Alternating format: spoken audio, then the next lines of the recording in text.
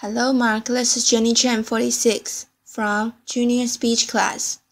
Today I'm going to read a TED Talk called The 4 Fish We Are Often Eating and What to Eat Instead by Paul Greenberg. So when I was a kid, this was my teen. Laughter. I stunk at sports. I didn't like to play them. I didn't like to watch them. So this is what I did. I went fishing. And for all of my growing up, I fished on the shores of Connecticut. And these are the creatures that I saw on a regular basis. But after I grew up and went to college, and I came home in the early 90s, this is what I found. My teen had shrunk. It was like literally having your roster devastated. And as I sort of looked into that from a very personal point of view as a fisherman, I started to kind of figure out, well, what was the rest of the world thinking about it? First place, I started to look was fish markets. And when I went to fish markets, in spite of where I was, whether I was in North Carolina or Paris or London or wherever, I kept seeing this weirdly repeating trope of 4 creatures, again and again, on the menus, on ice, shrimp, tuna, salmon, and cod, and I thought this was pretty strange, and as I looked at it, I was wondering, did anyone else notice this sort of shrinking of the market? Well, when I looked into it, I realized that people didn't look at it as their team. Ordinary people, the way they looked at seafood was like this. It's not an unusual human characteristic to reduce the natural world down to very few elements. We did it before, 10,000 years ago, when we came out of our caves. If you look at fire pits from 10,000 years ago, you'll see raccoons. You'll see, wolves. You'll see all kinds of different creatures. But if you telescope to the age of, 2,000 years ago, you'll see these 4 mammals: pigs, cows, sheep, and goats. It's true of birds too. You look at the menus in New York City restaurants 150 years ago, 200 years ago, you'll see snipe, woodcock, grouse, dozens of ducks, dozens of geese. But telescope ahead to the age of modern animal husbandry, and you'll see 4: turkeys, ducks, chicken, and geese. So it makes sense that we've headed in this direction. But how have we headed in this direction? Well, first, it's a very, very new problem. This is the way we've been fishing the ocean over the last 50 years. World War II was a tremendous incentive to arm ourselves in a war against fish. All of the technology that we perfected during World War II, sonar, lightweight polymers, all these things were redirected toward fish. And so, you see this tremendous build-up in fish capacity, quadrupling in the course of time from the end of World War II to the present time.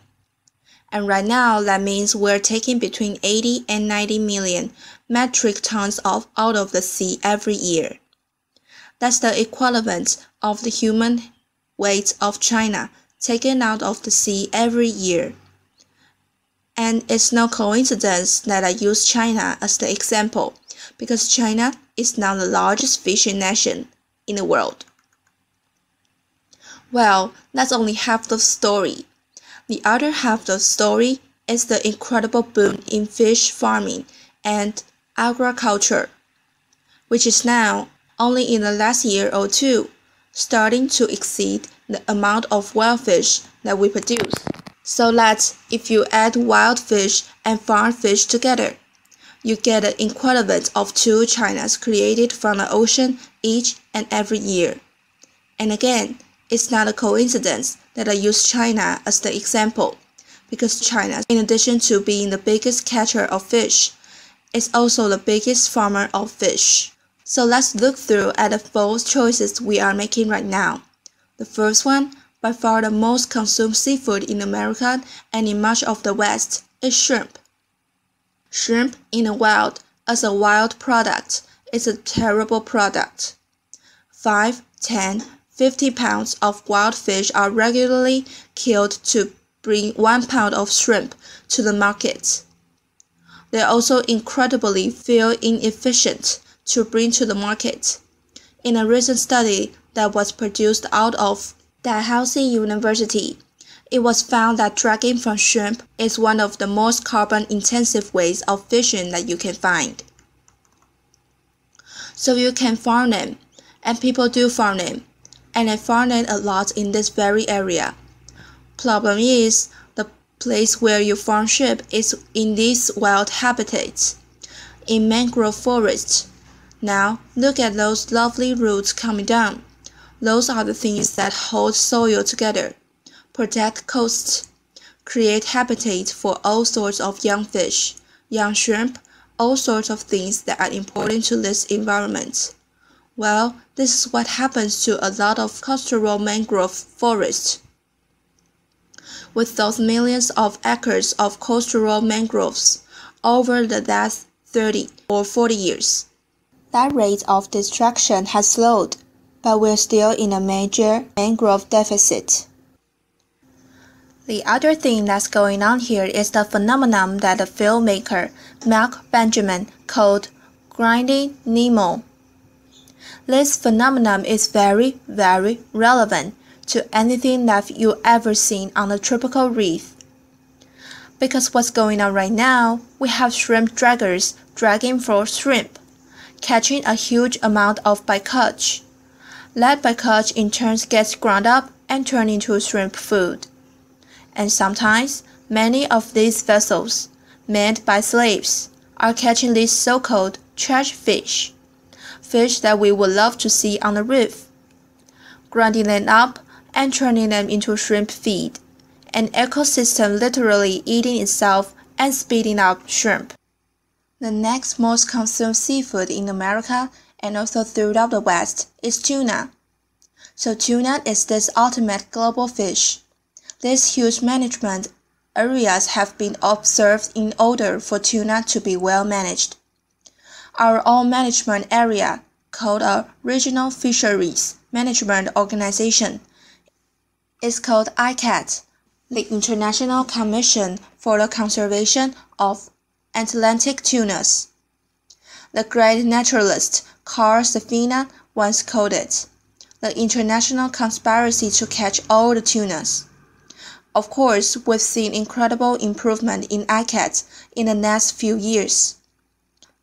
There is total room for improvement, but it remains to be said that tuna is a global fish, and to manage it, we have to manage the globe. Well, we could also try to grow tuna, but tuna is a particularly bad animal for aquaculture.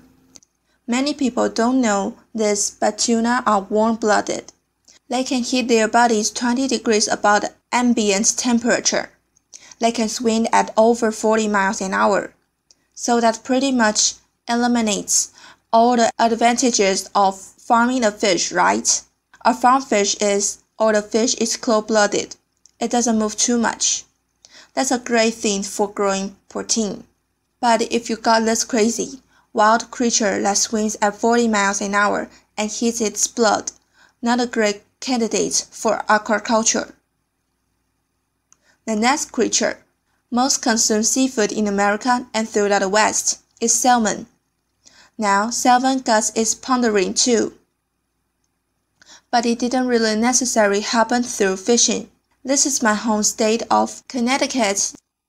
Connecticut used to be home to a lot of wild salmon. But if you look at this map of Connecticut, every dot on that map is a dam. There are over 300 dams in the state of Connecticut. I'd often say this is why people in Connecticut are so uptight. Laughter.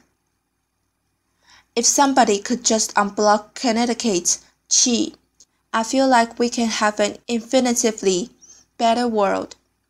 But I made this particular comment on the convention once of national park officers.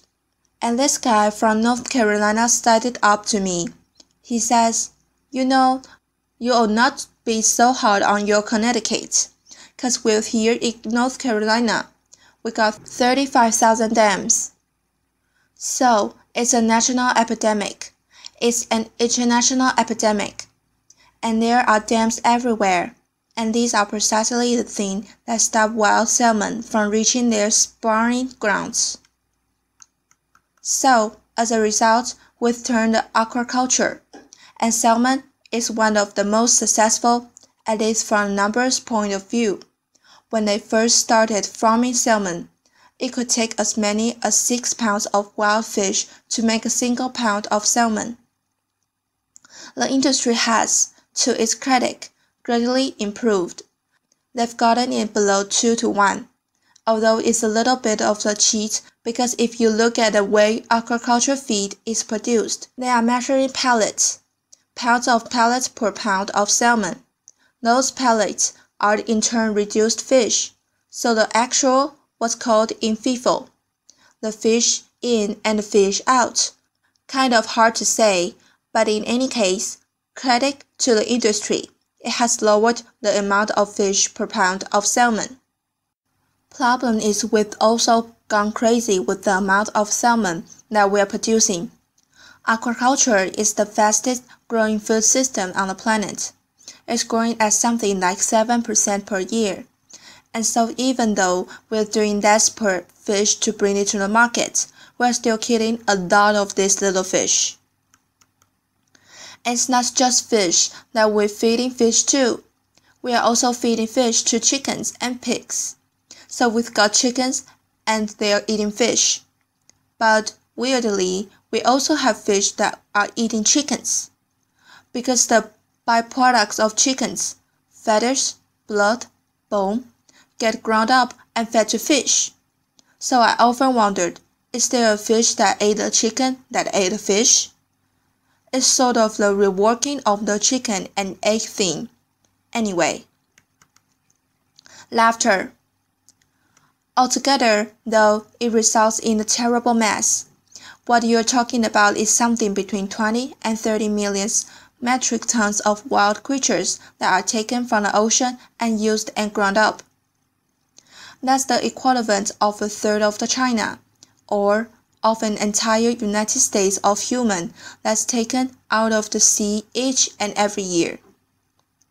The last of the four is a kind of amorphous thing. It's what the industry called whitefish. There are many fish that get cycled into this whitefish thing, but a way to kind of tell the story, I think, is through that classic piece of American culinary innovation, the filleted old fish sandwich. So the filleted old fish sandwich actually started as halibut, and it started because the local franchise owner found that when he served his McDonald's on Friday, nobody came, because it was a Catholic community. They needed fish. So he went to Ray Kroc and he said, "I'm going to bring you the fish sandwich, going to make out of halibut." Ray Kroc said, "I don't think it's going to work. I want to do a hula burger. And that's going to be a slice of pineapple on a bun. But let's do this. Let's have a bet. Whoever sandwich sells more, that will be the winning sandwich." Well, it's kind of sad for the ocean that the hula burger didn't win. So he made his halibut sandwich. Unfortunately, though, the sandwich came in at 30 cents. Ray wanted the sandwich to come in at 25 cents. So he turned to authentic cod. We all know what happened to authentic cod in New England. So now, the filleted old fish sandwich is made out of Alaska pollock. It's the largest finfish fishery in the United States. 2 to 3 billion pounds of fish taken out of the sea every single year. If we go through the pollock, the next choice is probably going to be tilapia. Tilapia is one of those fish nobody ever heard of 20 years ago. It's actually a very efficient converter of plant protein into animal protein. and it's been godsend to the third world. It's actually a tremendously sustainable solution. It goes from an egg to an adult in 9 months. The problem is that when you look about the West, it doesn't do what the West wants it to do. It really doesn't have what's called an oily fish profile.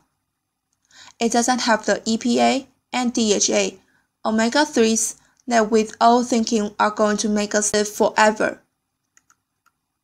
So what do? I mean, first of all, what about this poor fish, the cupaids? The fish that represent a huge part of that 20 to 30 million metric tons. Well, one possibility that a lot of conservationists have raised is, could we eat them? Could we eat them directly instead of feeding them to salmon? There are arguments for it.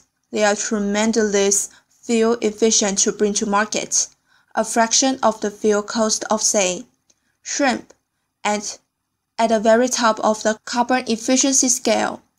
They also are omega-3 rich, a great source for EPA and DHA.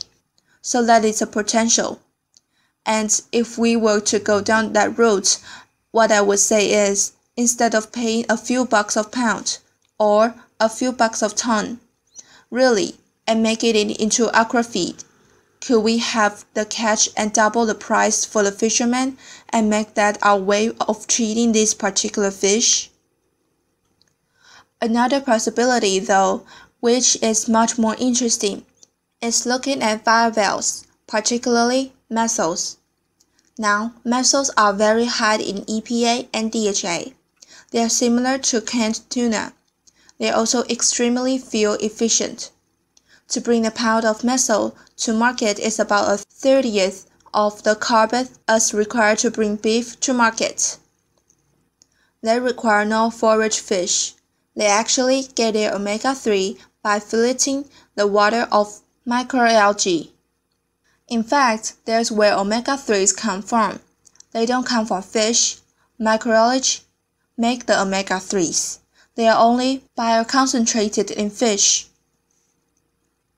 Mussels and other bivalves do tremendous amounts of fish filtration. A single mussel can filter dozens of gallons every single day. And this is incredibly important when we look at the world. Right now, eutrophication, overuse of phosphates in our waterways are causing tremendous algal blooms. Over 400 new dead zones have been created in the last 20 years. Tremendous sources of marine life death. We also could look at not at fish at all.